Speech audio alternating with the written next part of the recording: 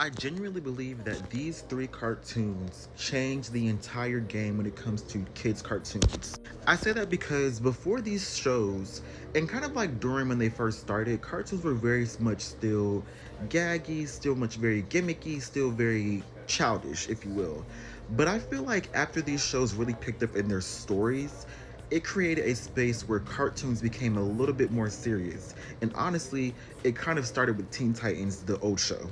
After these shows, you had shows like the KO show, you had Clarence, you had Craig of the Creek, and all of those shows, while still goofy and still childish in a sense, they had an overarching story that kind of kept you tuned in if you liked those shows. I didn't particularly like them, but still, those shows have a storyline and underlying messages and themes that may be seen as too deep and too mature for younger audiences. I think Steven Universe itself did a lot for the LGBTQ community when it comes to showcasing them in cartoons, because before then, a lot of times, the LGBTQ would either be very underlying, or they'd be seen as a villain or seen as the bad guy or just written terrible. But after Steven Universe, a lot of shows started to implement and write better stories for LGBTQ characters, and you were not seeing that before Steven Universe. Whether you like the show or not, before Steven Universe, you were not seeing a lot of LGBTQ characters in a show.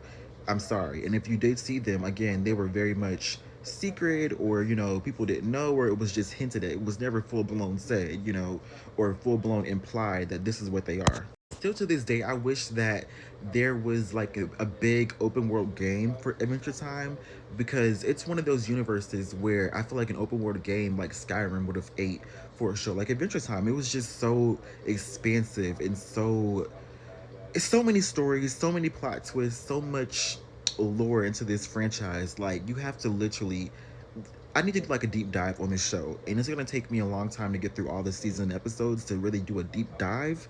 But the day I do, it will definitely be on YouTube. Now, regular show storyline, I feel like it wasn't written the best, and it was all over the place. But still, it was one of those shows where a storyline was overarching, and there was so much lore into it. And I feel like it was one of those pivotal cartoons that changed the game of Cartoon Network and cartoons in general, having storylines and having plots and lores that go deep and deep and deep for each character.